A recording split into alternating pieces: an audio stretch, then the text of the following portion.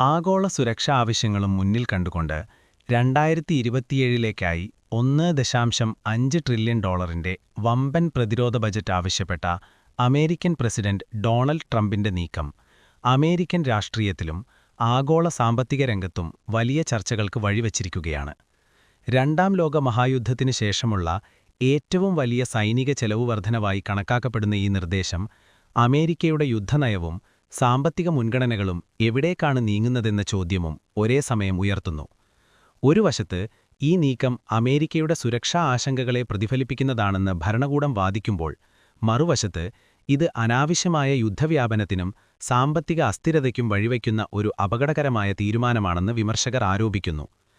ഇറാനുമായുള്ള യുദ്ധം 5ാം ആഴ്ചയിലേക്ക് കടക്കുമ്പോൾ പ്രതിദിനം ഏകദേശം $2 ബില്യൺ വരെ ചെലവാകുന്നുണ്ടെന്ന റിപ്പോർട്ടുകൾ പുറത്തുവരുന്നത് ഈ സംഘർഷത്തിന്റെ സാമ്പത്തിക ഭാരം എത്ര വലുതാണെന്ന് വ്യക്തമാക്കുന്നു. പുനർനിർമ്മാണവും ആയുധശേഖര പുനർനിർമ്മാണവും പോലുള്ള ദീർഘകാല ചെലവുകൾ ഇതിൽ ഉൾപ്പെടുത്തിയിട്ടില്ലെന്നതുകൂടി പരിഗണിക്കുമ്പോൾ ഈ യുദ്ധം അമേരിക്കൻ സമ്പദ്വ്യവസ്ഥയെ എത്രത്തോളം സമ്മർദ്ദത്തിലാക്കുമെന്നത് വ്യക്തമാകുന്നു. ഇതിനിടെ പ്രതിരോധ ചെലവ് വർദ്ധിപ്പിക്കാൻ ആഭ്യന്തര പദ്ധതികളിൽ നിന്ന് $73 ബില്യൺ വെട്ടിക്കുറയ്ക്കാനുള്ള നീക്കം സാധാരണ ജനങ്ങളുടെ ജീവിതത്തെ നേരിട്ട് ബാധിക്കാവുന്ന ഒന്നായി മാറുന്നു. ട്രംപ് ഭരണകൂടത്തിന്റെ വാദപ്രകാരം ഈ ചെലവ് വർധനവ് അനിവാര്യമാണ്.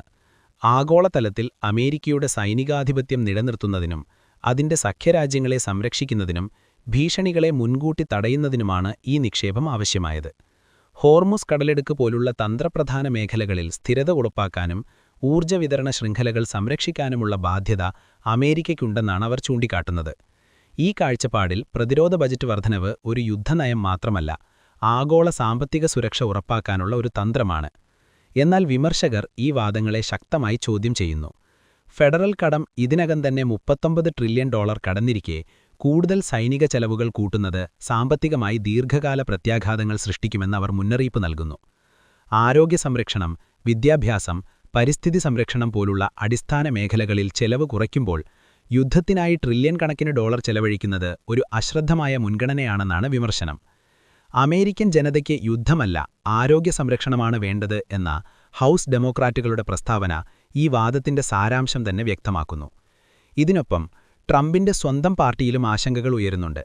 വലിയ ചെലവ് വർധനവ് ഫെഡറൽ കടം കൂടുതൽ വർദ്ധിപ്പിക്കുമെന്നും ഭാവി തലമുറകൾക്ക് വലിയ സാമ്പത്തിക ബാധ്യതയായി മാറുമെന്നും ചില റിപ്പബ്ലിക്കൻ നേതാക്കൾ ചൂണ്ടിക്കാട്ടുന്നു.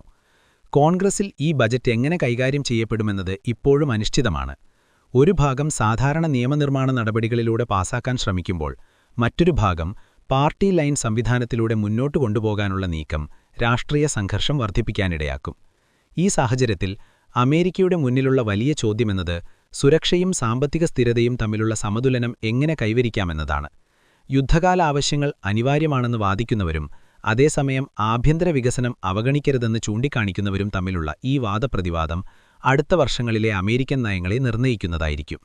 അവസാനമായി, ട്രംപിന്റെ $1.5 ട്രില്യൺ പ്രതിരോധ ബജറ്റ് നിർദ്ദേശം ഒരു സാമ്പത്തിക തീരുമാനം മാത്രമല്ല, അത് അമേരിക്കയുടെ ഭാവി ദിശയെ നിർണ്ണയിക്കുന്ന ഒരു രാഷ്ട്രീയ പ്രഖ്യാപനമാണ്.